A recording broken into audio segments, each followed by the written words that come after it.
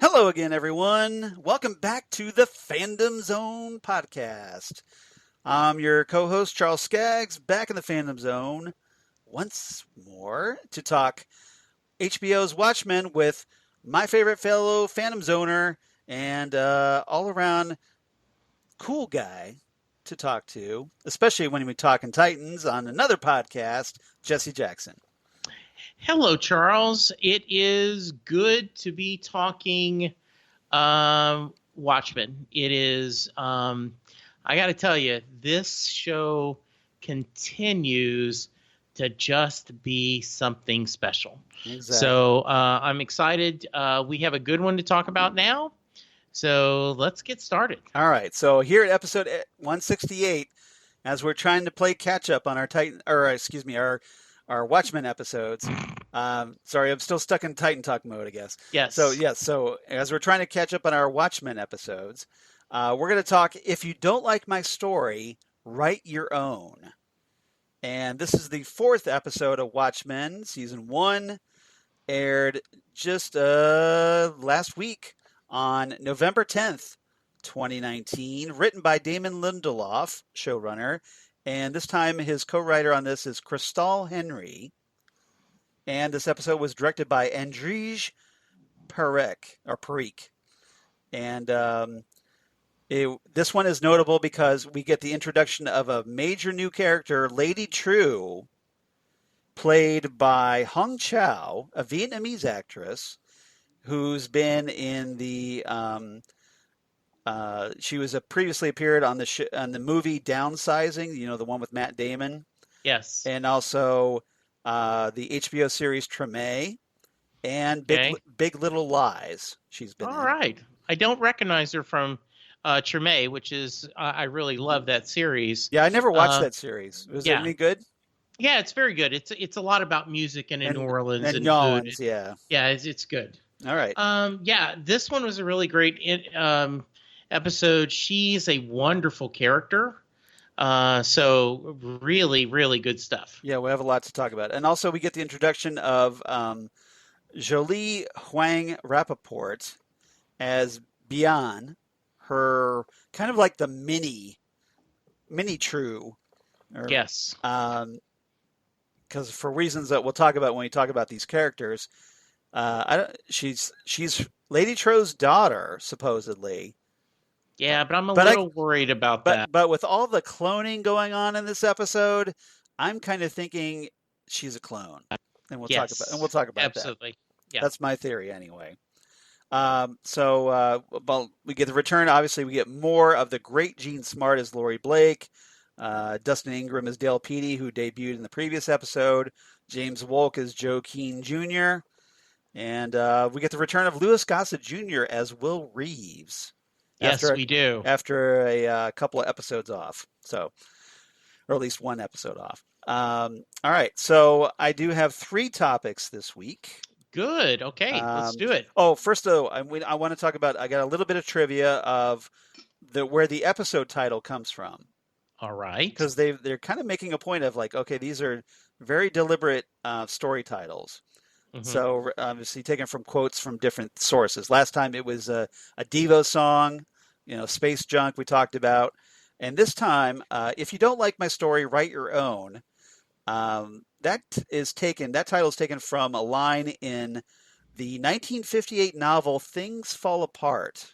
Mm, written by Nigerian novelist Chinua Achebe. okay. I have not read this novel, but apparently it's very important African literature, and it's very well acclaimed. It actually turns up later in the episode where Cal is sitting on the couch reading this book Okay. as a deliberate note. So you kind of look for that. That's when it's in the scene where Cal tells Angela that he talked to Laurie. Hmm. So Okay. so look for it there, but yeah, it's essentially it's a pretty well known quote from that book, and obviously has a lot of meaning. Probably kind of wonder which character is kind of thinking that if you don't like um, the story I'm telling, why don't you go ahead and do your own? Yeah. Okay, so three topics now. Topic number one, we got to talk right off the bat. Lady True, and because it's spelled like Trieu. So Lady Trieu and her little mini me in the form of Bian. So Yes. so Lady Trieu making a very interesting debut right off the bat in the beginning of this episode when she shows up at this farmhouse and makes a very intriguing offer to a couple named Katie and John Clark. So Yes. so Jesse, what's your first initial thoughts on Lady Trieu?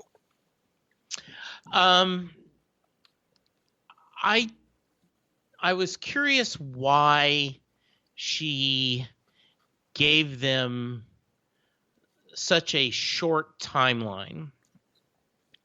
And we're assume it's because of she knew that there was a satellite or something, Object. Yeah. yeah, object falling from the sky. Yeah. And she's like, and it's mine. So So um, that's why she had now why she cut it so close, we don't know. yeah, I think I assume it's because she didn't know it was going to come until that quick. Um, But yeah, apparently this is yeah, it was this landing, this object that just crashes out of the sky, mhm. and she basically factored in her calculations perfectly. Yes. Measured because it was a very specific amount of time she gave this poor couple to essentially, as we find out, she makes them an offer. Like Hmm. Lady True just shows up out of the blue out there on their doorstep saying, "Okay, I want your house and your Yeah. property, and Hmm. in exchange, I'll give you your biological son, who I just happen to have created because, hey, I've made like $1 trillion in pharmaceutical and biochemical technology."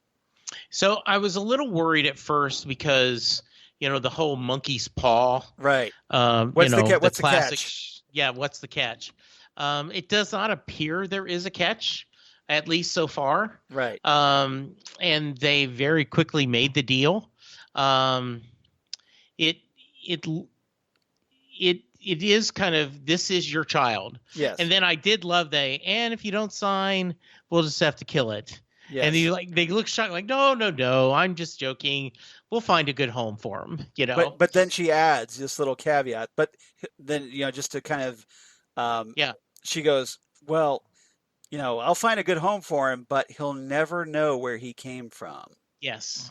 So essentially, you're going to have a son out there that's your biological son, but he won't know who his parents are.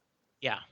And so this is essentially her twisting the knife. Her completely manipulating this deal, and this is the reason she probably went ahead and just didn't just wait for them to give their consent. Yeah. Do this a little earlier. She wanted to pressure them into Right. making this deal, and she's basically holding this poor innocent baby that she helped create Hmm. in a lab somewhere that as a negotiating tool. Yeah. So, but yeah, because we find out we get a little backstory with the Clarks that apparently they tried to have a kid earlier, and that they apparently Lady True owns like a bunch of these kind of clinics, including this Sooner Fertility Partners Clinic in Yeah. Tulsa. And so she reveals that, like, hey, I knew you did this like 10 years ago, but we're told that your eggs were non-viable. And she says, BS. And Yeah. so they say, because here's a baby that I created with those. Yeah. So, And she goes, makes a point saying, this is your biological kid, and even has the dad hold him so he can go like, oh, he has your eyes. Do you feel the Clark last name is just a sly kind of reference to Clark Kent because of the whole farmhouse, everything? Yes. I thought that instead of saying Kent, I think what you put in a little too on nose. Well, the husband's name is John, which is a short Jon, short for Jonathan, presumably. Yes. Jonathan Kent, father, adopted father of Superman. Yes. Yeah. So I thought that was very cool. Yeah. We've gotten sly little references to Batman and now Superman in this story. And just really, really a great way to show this character, to introduce her. She comes across a little bit scary, but at the same time, charming. Right. So yeah, I liked that a lot. Yeah, Hong Chau is a very enigmatic actress, and she brings a lot of that to the role here. You don't know what Lady Trieu's deal is, but she's very confident. She's very self-assured. She knows what she wants. She's going to get it. Yes. So essentially she's factored in these calculations. This object has crashed, and because, hey, she owns the property. She's like, okay, whatever's on the property, that's mine. Yes. If it falls out of the sky, that's mine. Yeah, she's very happy. So the question is, what fell out of the sky? We don't know. No. It could be anything, really, given this show. Yes, absolutely. Is it Dr. Manhattan that fell out of the sky? We don't know. But, is it another car? Yeah, another car. Yeah. Was it a Pinto this time? Who knows? Yes, exactly. Maybe a gremlin. Who knows? Mm-hmm. Maybe was it like a baby from Krypton? Who knows? But very interesting, needless to say. So we pick up again later with Lady Trieu when Angela and Laurie, and we'll talk more about them in our second topic, but they could show up at Lady Trieu's complex around the Millennium Clock, which is this big thing that she's constructed in Tulsa. And it's more than a clock. It's more, she says, she told the Clarks that it's more than a clock. But interestingly, if you notice, when Bian tells Laurie and Angela, Sister Night, she says, "Oh, it's just it tells the time." Yeah. So so essentially you have Lady Trieu saying one thing and Bian telling them something else. Excuse me. But let's see, where is it? So Bian essentially invites Laurie and Angela in to have tea in her mother's vivarium. Yes. Which apparently we find out Lady Trieu, being Vietnamese, she promised her mother that she wouldn't leave Vietnam, but she's came up with this loophole, she says, that I'll just have Vietnam here with me. Yes, exactly. And so she created this vivarium as a result. So, which is very close to the Alaskan or the polar where Veet had his, where he had at that, where there's snow everywhere, and he had this tropical paradise in the book. Yeah, in Antarctica. Yeah.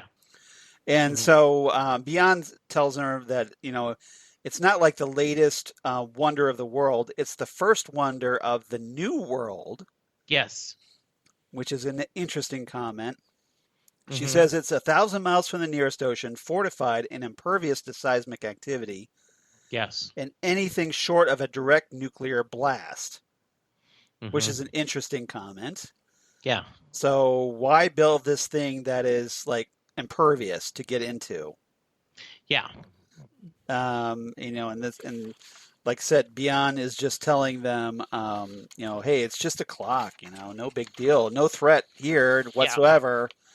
Especially, and I'm sure everything's completely on the up and up when Lady Trieu, they show, apparently Laurie notices that, hey, Lady Trieu has a statue of Ozymandias.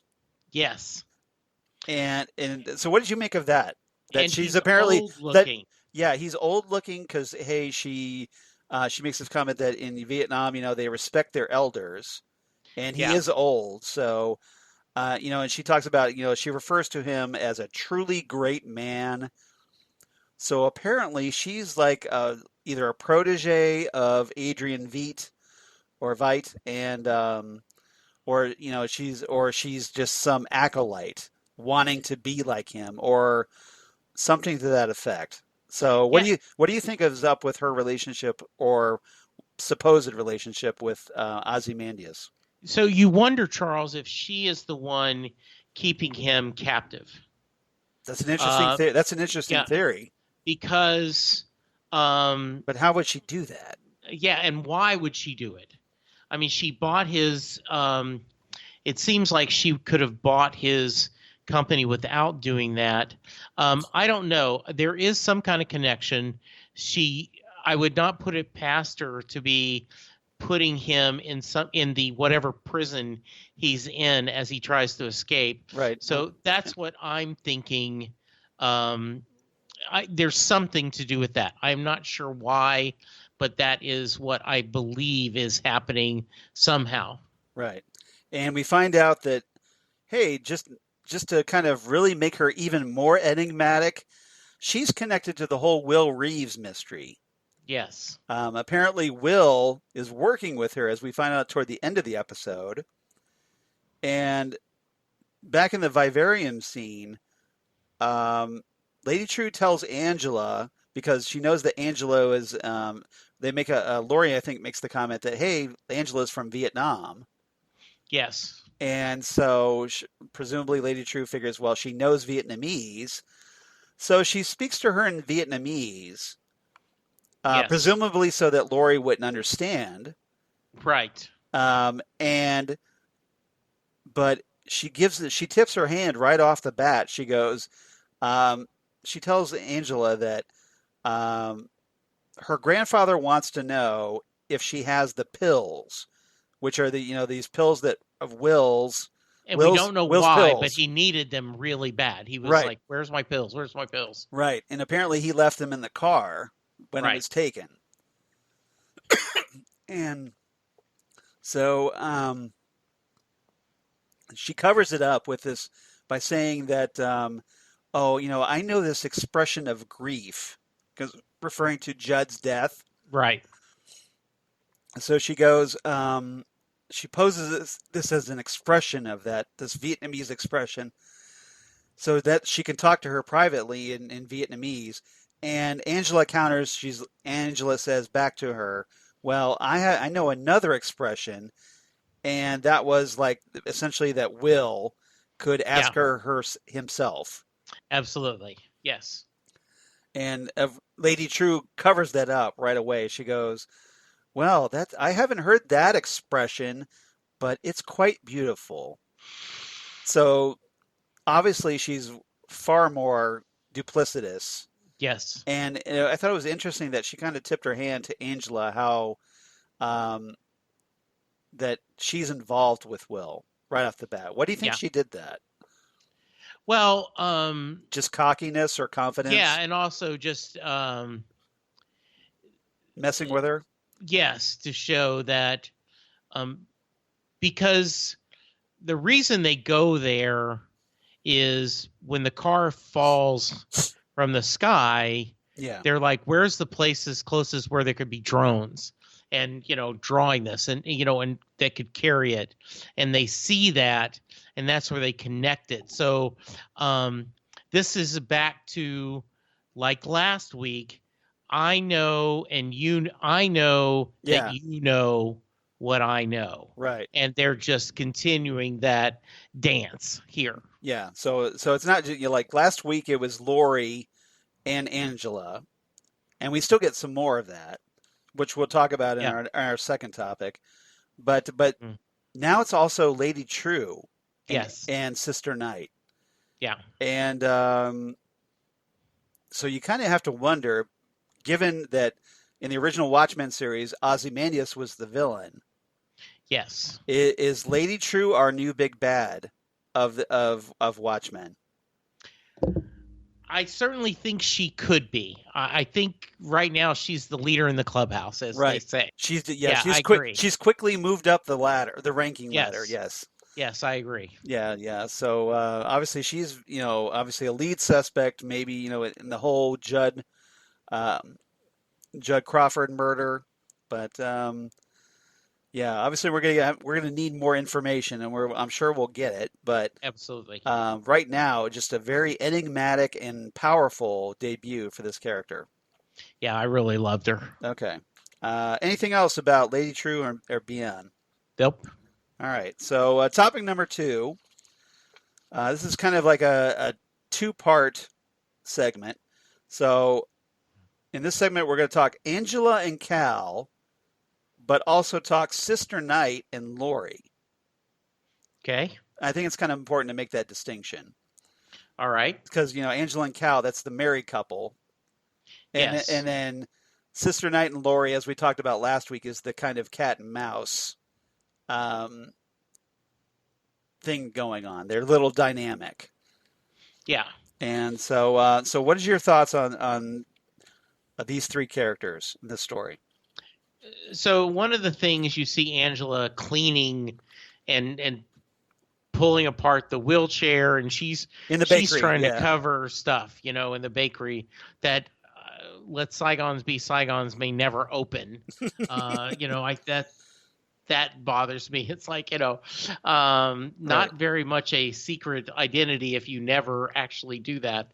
Well, she'll get around to it. Yeah, around that. The whole Laurie, oh, it's your car, huh? Yeah.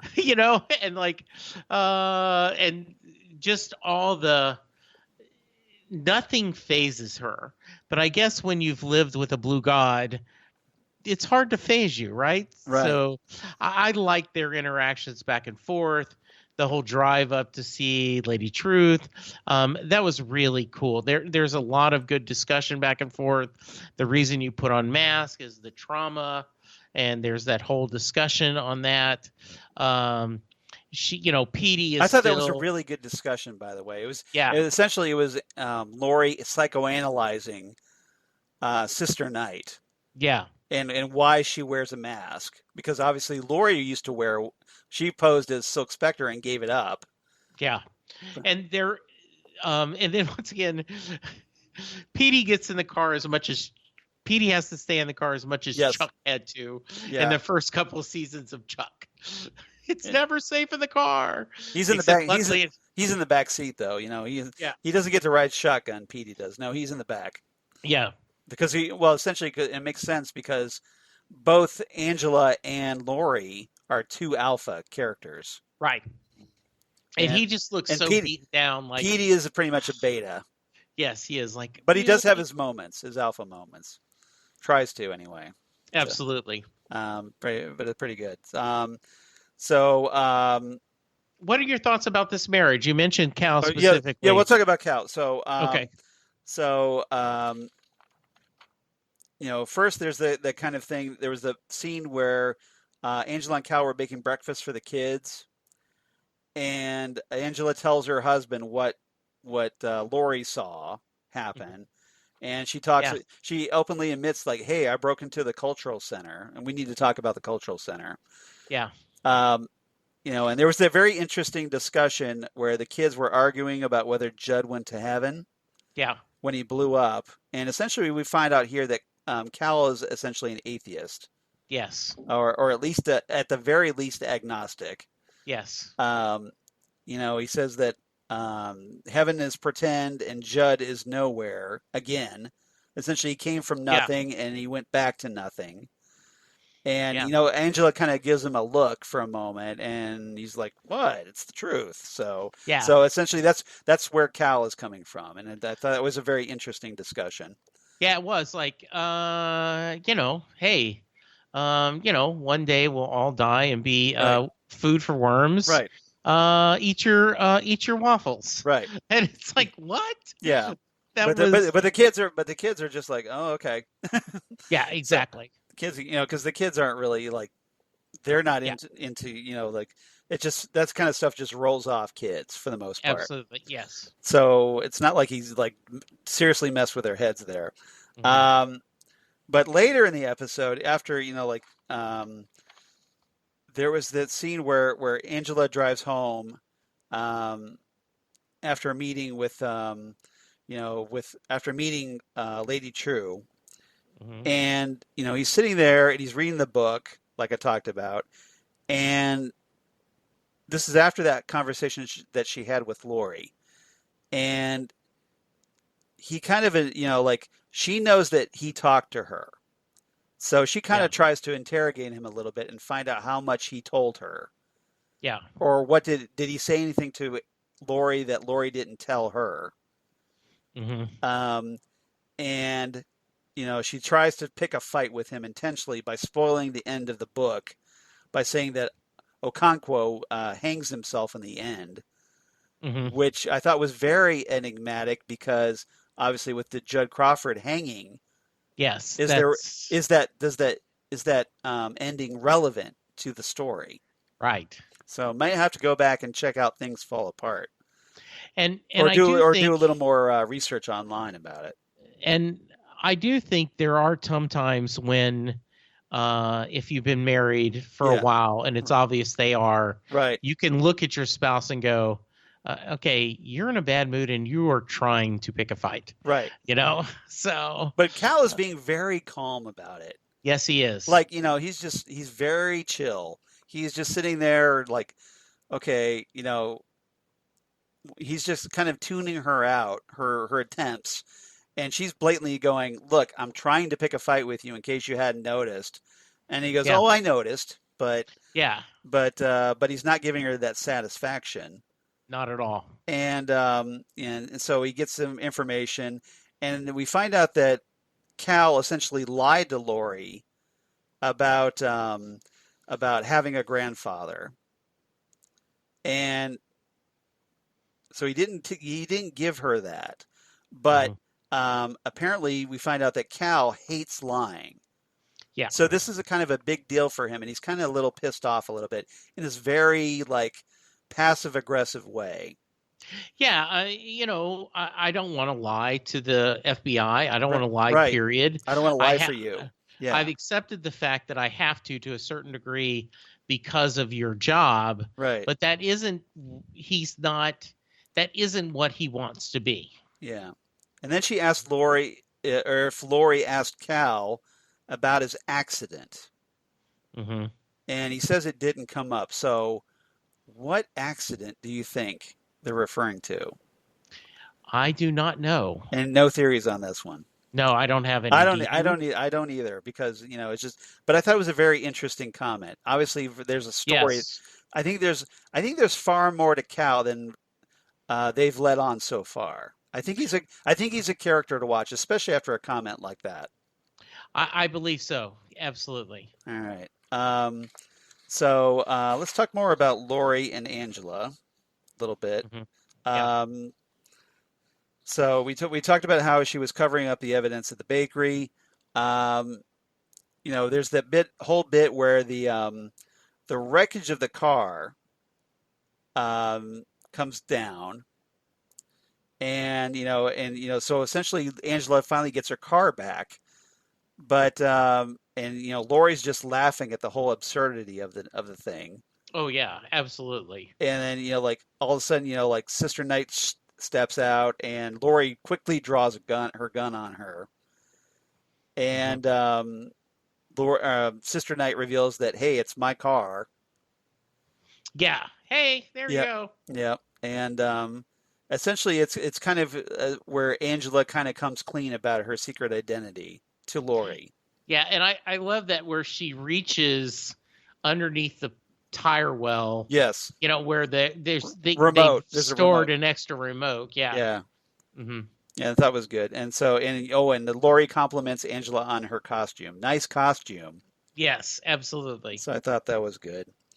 Um, the let's see what else. Um, we had Angela going to a bomb shelter to talk with Wade. Hmm. And obviously, if you've watched last night's episode of Watchmen, episode 5, you know that that's a very interesting bomb shelter for various reasons. Essentially, Angela goes to Wade because she knows he has an ex-wife who has a lab where she can examine those pills, Will's pills, Hmm. and so she doesn't want it done at the precinct lab. She's trying to keep Right. this on the down low, and Yeah. she gives Wade this is Looking Glass here. She gives him the clan robe that she found in Judd's closet. Yes. So what did you think of Wade agreeing to all this? Right. Yeah. He obviously cares about Angela, Right. and he appears to be a pretty good guy. Yeah. He cares about, he's a good cop. He's, and he wants justice. He trusts his partner. If Angela is his partner, I get the feeling Right. that they may be the same way that Red Scare and Pirate Jenny Right. might be kind of a I agree. partnership. I think you're right about that. Yeah, and so he's going to trust his partner, is going to do his share. I like that. I gotta. She is my ex, right? Like I gotta talk my ex for the favor, Yeah. but he's willing to do it. So, I have not watched last night's episode yet. So I know he is a big player in it. So I'm looking forward to seeing it. Yes, he is. Yes, he is. So, yeah, it's definitely one it's definitely a Looking Glass spotlight. So if you've been waiting for that Looking Glass spotlight, that's next time. We'll talk about that Good. next All time. right. Good. All Yes. right. So definitely worth talking about. So let's see what else. So Angela, she gets a little phone call about Will's DNA. She finally gets basically we pick back up on that thread, and the cultural center, the Cultural Heritage Center, Greenwood Center, invites her to come down to get some more information about this new branch on her family tree, or Will's family tree, and apparently it's like a new branch on her father Marcus's lineage. So essentially, we find out that Will is. We get confirmation that hey, he is indeed Angela's grandfather through her father Marcus. So I've only watched the episode once, Charles. Yeah. So I need to watch it again. Right. But what did you make of the whole greenhouse scene where Angela has to get like an acorn of encoded data and plant it in this kind of device that sprouts up this hologram of a tree?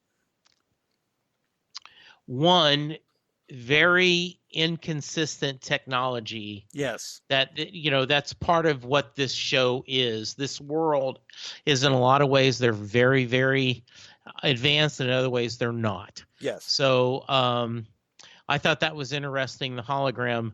But if I remember correctly, they talked about that her grandparents died with no children. Yes. Well, they presumed that the kid was Will disappeared, and they presumed that because the family was killed in the 1921 Tulsa Race Massacre. Yeah. They presumed that their son Will was also dead. Okay, and so, that's where because we know that there was something happened where Will was off by himself and he found that baby in the field. Right. So presumably they think Will's dead. Mm-hmm. But he continued. He knew his name and whatnot, and then apparently lived a life after that, presumably. Yeah. And so we don't have that backstory yet about what happened after he picked up that baby in the field Right. to where he's 100 years old. Yeah. So there's a lot of lost time there. There's a lot of gaps that need filled in. Um, but This Angela is one of Angela tells the hologram of little young Will. She's like, look, she's very frustrated by this. She just wants like yeah. leave me the F alone. Right. And I do think this show, much like the original source material, you serve yourself by going back to episode 1 and watching all 4 or now 5 episodes in a row. Right. Because there is a lot of intricacies that we're seeing. Yeah. I mean, it's kind of like when if you were reading the original Watchmen comic back in the day. Yeah. And it was only coming out like once every month or once every 2 months, depending on the release schedule. Yeah. You got like halfway through it, then you're like, oh, I need to go back. Yes. Before the series ended. Yes. To kind of refresh and like, oh, okay, I've gotten some puzzle pieces together. Let me see if there's anything else I missed. Yeah, absolutely. That is. And you spot try on. to try to use that, go back to try to figure out the mystery better. Exactly. So that's kind of what's happening here is that you want to go back and you want to kind of like, well, now that I know a few more things, let me go back and try to piece this together. Sister Night later runs into at the police station Senator Joe Keene. Yes. Who thanks her for saving his life, and just happens to mention that, oh, I know your real name, when he's not supposed to. Right. And apologizes for not knowing that he was a target. And then she kind of follows up on this earlier experience that she had where I kind of forgot to mention this. I should have mentioned this first. She was driving to an overpass dressed in her Sister Night costume. She tosses this duffel bag containing, all the evidence from that to get rid of of Will being at the bakery, and she throws that into like this garbage container of a passing train to get rid of it. And while she's there, she turns and there's this really freaky looking dude, like tall, thin, in this kind of like spandexy outfit from completely masking his face, almost like a spandex speed suit. Yes, absolutely. And she chases after him because, hey, he's not supposed to be doing what he's doing. He's not a cop. Right. So she runs after him, and she's giving him this big foot chase, and then all of a sudden he pulls out these bottles and sprays himself with this lube, oily lube. And so essentially it's Lube Man, as Red Scare so accurately calls him. And then he does this really freaky move where he ditches his belt and then slides feet first into a sewer grate. Yeah. What did you think of that moment? So that was, this show, you don't normally, most people don't have superpowers in this show. So it was kind of, is this a power or is the guy just really, really thin? And then, there's just some grease it up and go. That was a great visual of seeing that. I mean, there wasn't really a hint of superpowers. It was just more like almost like a circus trick almost. Yeah, absolutely. Yes. Or a carnival trick, that he can just slide himself into this. And obviously, he uses just generally what would be this kind of oily lube and to cut down on the friction and just let him slide right into that sewer grate. But it's a very trippy guy and very freaky. Yes. And I kind of wonder if we're going to see more of Loop Man at some point. I don't know. It would sure be cool. I mean, it's very... I want to know his story. Yes.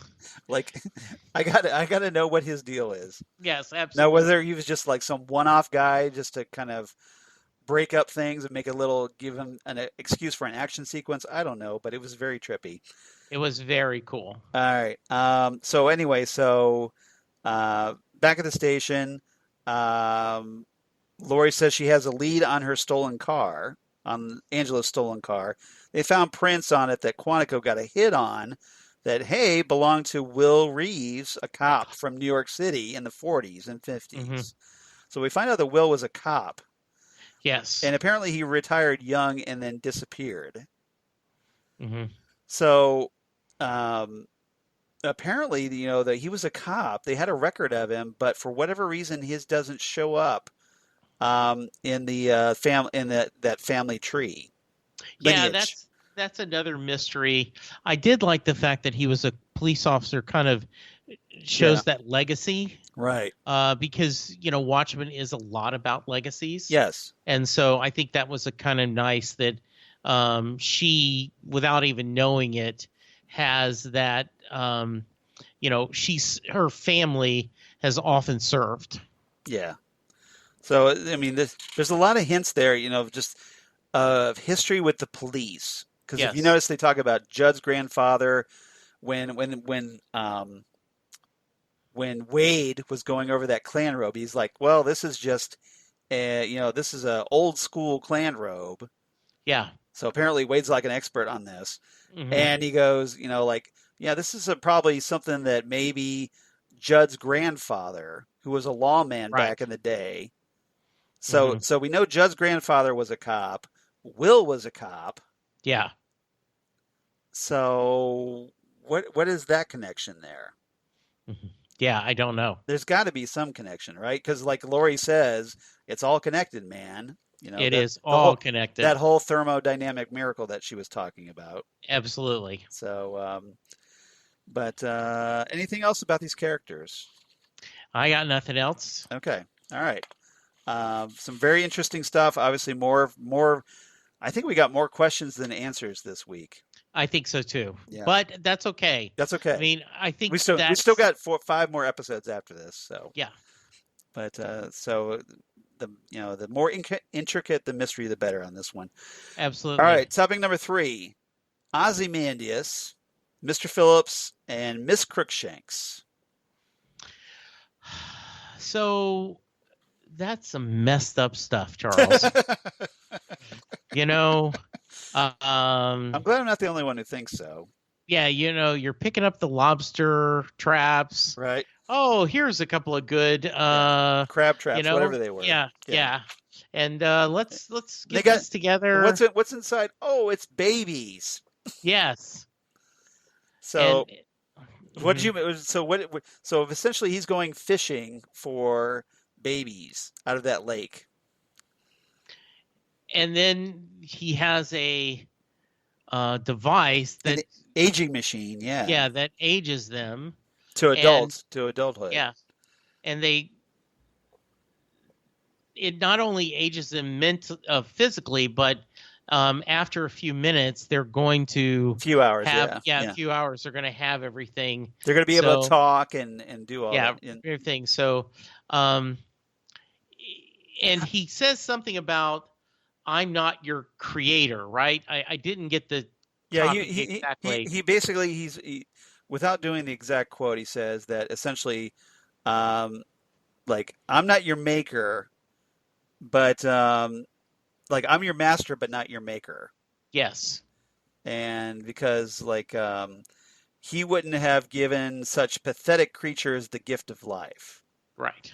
So again, he's very abusive towards what I presume we have to presume are some kind of clones. That's what we've got to right now. That's what it looks like. Yeah, I mean, Yes. just these artificial beings that apparently are there to keep him company, Hmm. or but they're replaceable. Like like well, he can just dispose of them however he wants because hey, I'll just go to the lake and fish out some more Yes. and age them. We don't know how he got that aging machine. Presumably he built it, but we don't know And how he got all these materials to do this. We know he's intelligent. and you notice there's once again a Right. real technology. He has a manual sewing machine. Right. He there That's a is good point because like there you have yeah, this big fantastic aging machine, but you sew things with a manual sewing machine. yeah. So it is, once again, you send this message of what are we supposed to do? So I like that a lot. Yeah. Yeah. Now, he takes these now adult clones, the new Yes. Mr. Phillips, the new Miss Crookshanks, Hmm. and he brings them into the manor after dressing them. And first thing they see when they walk into the manor is there's this dining room filled with corpses of Phillipses and Crookshanks. Yes. What did you think of that scene, that horrific scene? So I assume Because he can. Adrian apologizes for the mess. He says he has a rough night. So what did you? It's one hell of a rough night. So I assume he can harvest as many as he needs, Right. and so, um, They're disposable. He can do with it. yeah. He can vent out his frustrations with them, on them. So he kind of had a murder orgy. Right. Exactly. I just, yeah, Yes. it was, it's very, very disturbing the way, because they look like people to us. Right. It is, but he is truly treating like, I don't know, I'm sure you have, but everyone has gone where you go to the lab and they're pulling blood. Yes. And they put on the gloves, they do something, then they take the gloves off, throw them away, they type on the computer, then they put on fresh gloves, and you're like, man, they go through a lot of gloves. Yeah. So, boy, he goes through a lot of clones. Well, I think what I took from that scene was that we kind of got confirmation that Adrian is still insane Yes. and he's completely psychotic Yes.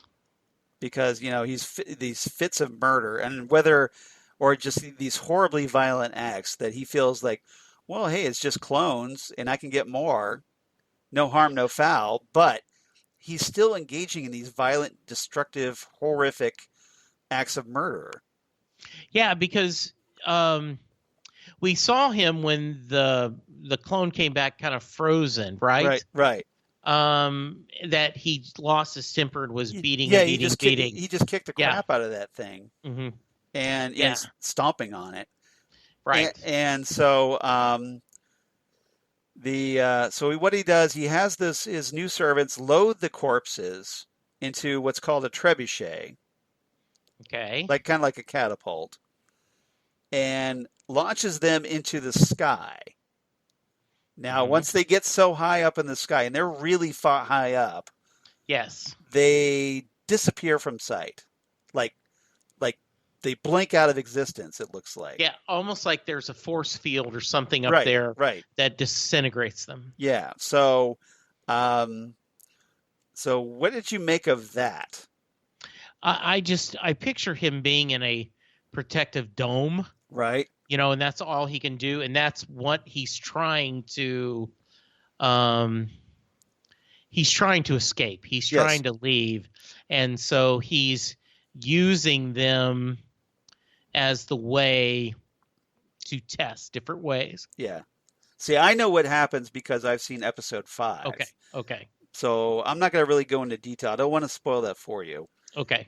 or our listeners, for that matter, if Okay. they haven't seen it yet. Okay. But we do get a payoff in episode 5 on this. Oh, good. So Adrian talks about here that he kind of fills in what we kind of suspected up till now because we kind of talked about this. Mhm. Adrian says it's been 4 years since he was sent there. Yeah. So that right there tells me, okay, he's been on Earth or wherever he is, like that. Yeah. He's been there and then he disappeared 4 years ago. Mhm. And presumably at that point, Lady Trieu bought his company after he Yeah. was declared dead. Presumably, again, she's an acolyte of his. Mhm. And he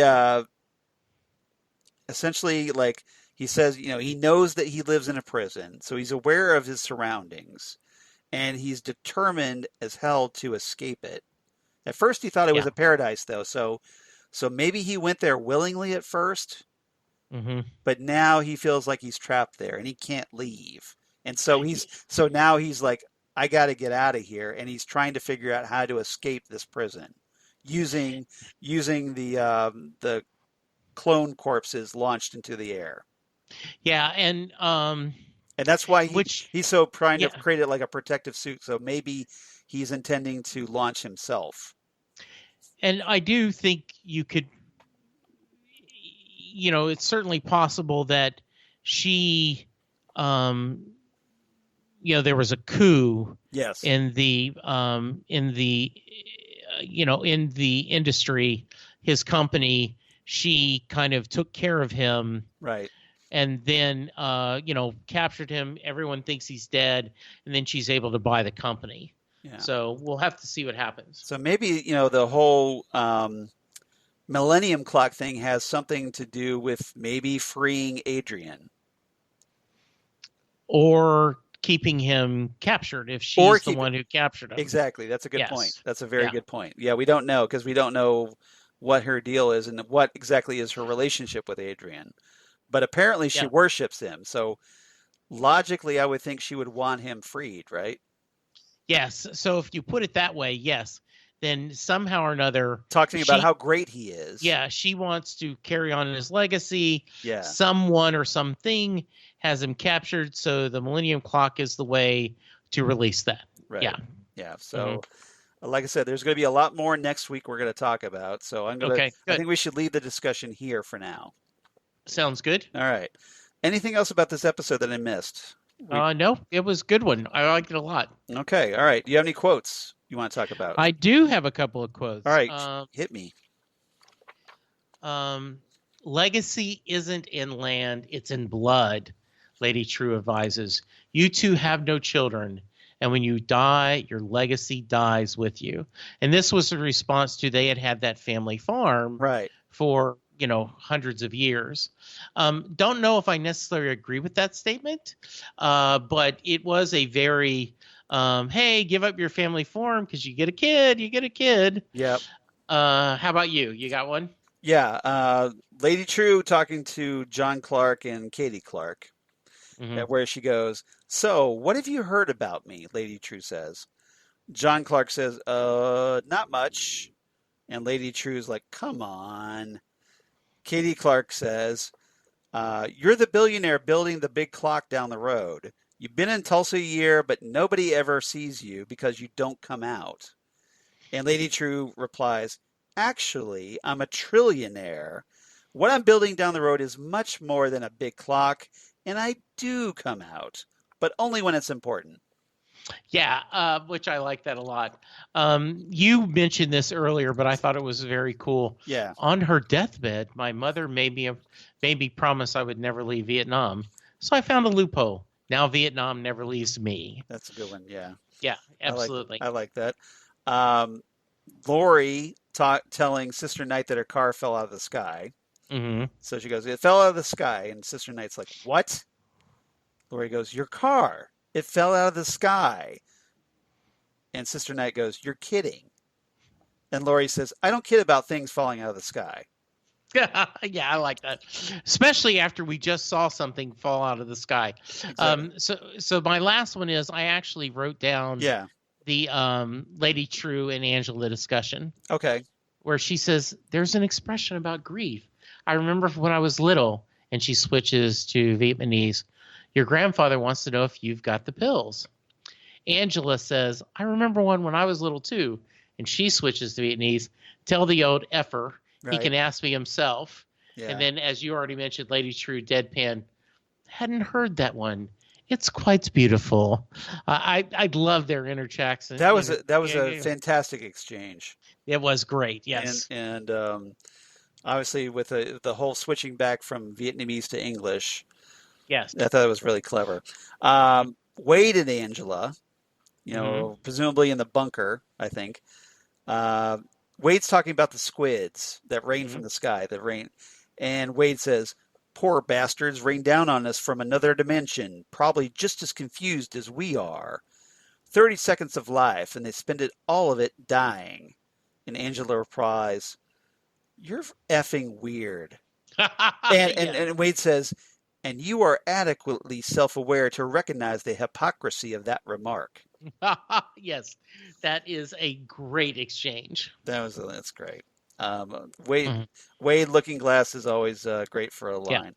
and I think that reinforces their partnership, Yes. that they can be that blunt with each other. It was Yeah. good. Exactly. You have any more quotes?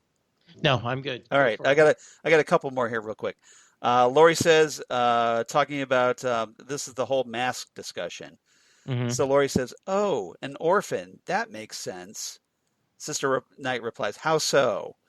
Laurie says, "Well, people who wear masks are driven by trauma. They're obsessed with justice because of some injustice they suffered, usually when they were kids. Ergo, the mask, it hides the pain." And Sister Knight says, "I wear the mask to protect myself." And Laurie says, "Right, from the pain. So, did nuns murder your parents, or were you raised by nuns after your parents were murdered? No judgment. I used to dress up and fight bad guys too." Yeah, that was really well done. Yeah, Yes, obviously some Batman nods in that one. absolutely. Yes. And then lastly, Lady Trieu with this quote: "When family's involved, judgment gets cloudy, feet get cold, deals get broken." Talking to Will. Yeah. Yeah, so I like that a lot. All right. What's your rating for this one? I like this one a little less than the others. Right. Still good. I'm going to give it 8 out of 10 hourglasses. Oh, okay. I thought this was fascinating. I didn't like it as much as last week's episode. Space Junk is, she was killed by Space Junk is still my favorite so far. Mhm. I give it 8.5 out of 10. Baby clones in crab traps. Good. Yeah. I mean, we're almost in sync. Yeah. Yeah, it's really good stuff. Uh, Absolutely. All right. So, Phantom Zone news. Oh, good. So I gather you have some news you want to talk about. Yeah, I just I was not aware of Greg Rucka's Stumptown comic, Right. but it has come out now on TV show, Yeah. and I'm caught up on the series, and Played by the it actress who plays Maria Hill in the yeah. Marvel Cinematic Universe. Yeah, it's a really, I don't know if you were familiar with the comic or you've watched the I'm series. not, but it's they. I saw it at Barnes and Noble, so I know that Yeah. they've got graphic novels out. Yeah, and it's really really well done. Um I always love when we have a chance. I One of the things when I went and saw um when we went and saw Lynn and I the Tom Hanks movie that was based on the graphic novel, Yeah. you know, Max Allen Collins. And Yeah. why am I drawing a blank to that title? Oh, you mean Yeah. the one that with Tom Hanks? Yes. Yeah. Yeah.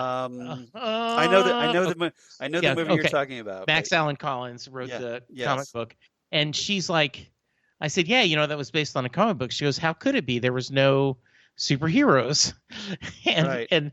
Road to Perdition. Road to Yes. Perdition. Perdition. And Yeah. and I'm Yes. always happy when you see something that is, because there is so much more than just superheroes in comics. And so I really recommend Stumptown, and they got a really really Greg Rucka was being interviewed, and he said that James Garner's granddaughter Right. um, posted that for the past 40 or 50 years, people have wanted to remake my grandfather's show, The Rockford Files, Right. and Stumptown finally got it right. We have the right one. Oh, so And you consider it an updated version of the Rockford Files? in spirit, In spirit, yeah. it is that kind of Right. It's obviously not going to be the same characters or whatnot. yeah, but it's a thing. So I really recommend it strongly. It's the And heir. It's the heir apparent. yeah, it just the she's real. Colby Smothers is really good in it. Smothers, It's yeah. just really well done. So if you like detective fiction with a little bit of humor in it, and it is very similar to that feel of Rockford Files, I check it out. All right. So, Well, thanks for the Charles. recommendation. Yeah. Yeah. I haven't seen the show because I watch way too many shows as it I is. understand there. Yes, I totally I get don't that. have time for another one, but maybe, Yeah. if they're in the off season or repeats or whatnot, the Yes. holidays are coming up. I also have some news really quickly. Marvel and Hulu announced, the word came out today that their fan favorite young adult superhero series, Runaways, is ending its run after its upcoming third season, which is set to debut on Hulu on December 13th. So See, that's a show I have not watched. I know I need to. I And liked it. so, Lori and yeah, I, you my said wife, it's really good. my wife Lori and I, we both watched the show. It's a fun show. Yeah. Um, it's based on Marvel Comics. Characters created by Brian K. Vaughan, who was Yes. an old school Titan talker back in the day. Yes. Just saying. And yeah, if you're in comics or in comics, Brian K. Vaughan. Um, but yeah, it's it's a very faithful show, or at least in a lot of ways. A fun little series. It's great. Again, it's a young adult series, so it's Mhm. not exactly the heavy drama, but it's really good drama Good. and great characters. So I'm gonna miss it, but 3 seasons, that's a pretty good run. Um, Yeah. Now Marvel TV has been I think this is the victim of Marvel TV kind of had um, some conflicts with the Marvel Cinematic Universe.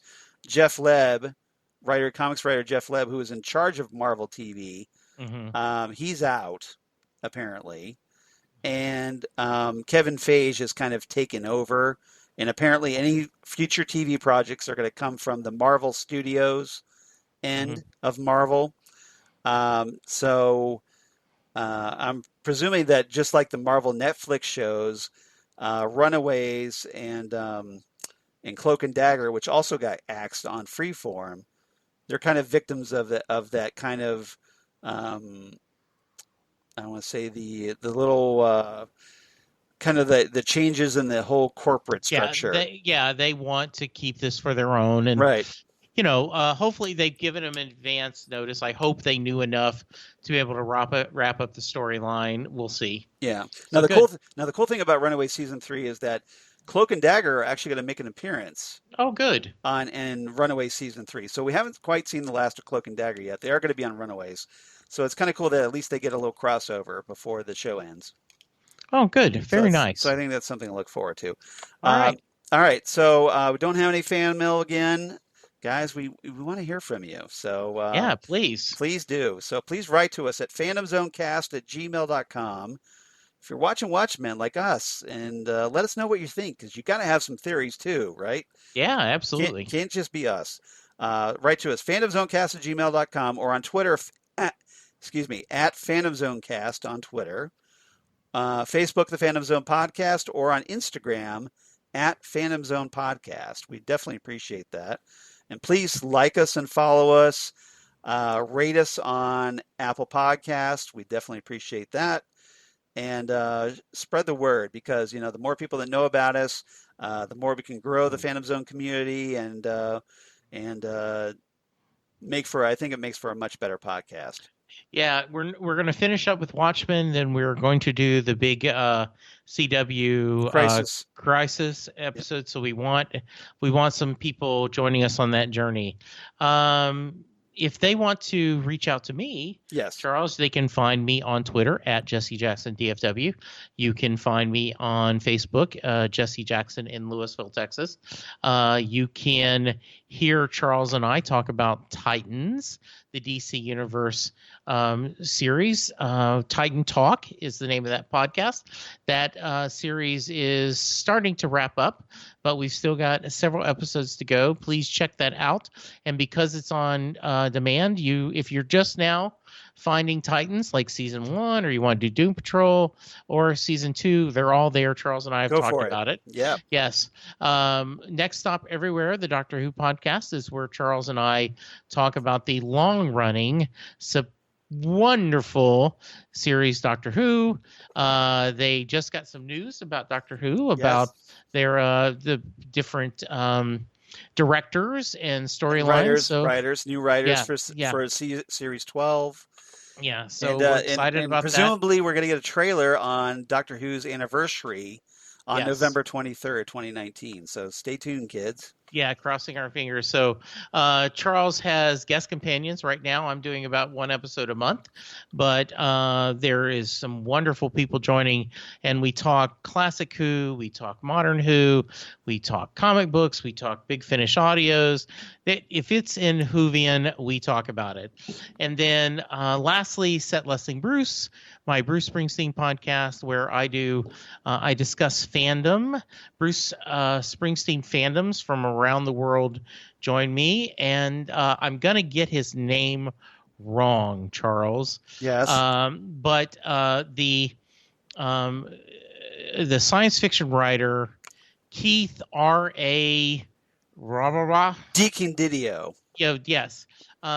Posted Yes. how much he loved a Springsteen video. Oh. And I reached out to him and I said, hey, any chance you want to be on the podcast?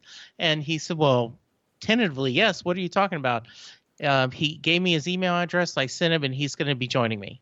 Nice. So, yeah. So I'm kind of pumped about him joining me. Excellent. So, That'll yeah, be cool. that should be fun. Yes. Yeah. All right. So, Charles, where can they hear you talk about fun stuff? Well, obviously, reach out to me on Twitter at Charles Skaggs or on Instagram at Charles Skaggs.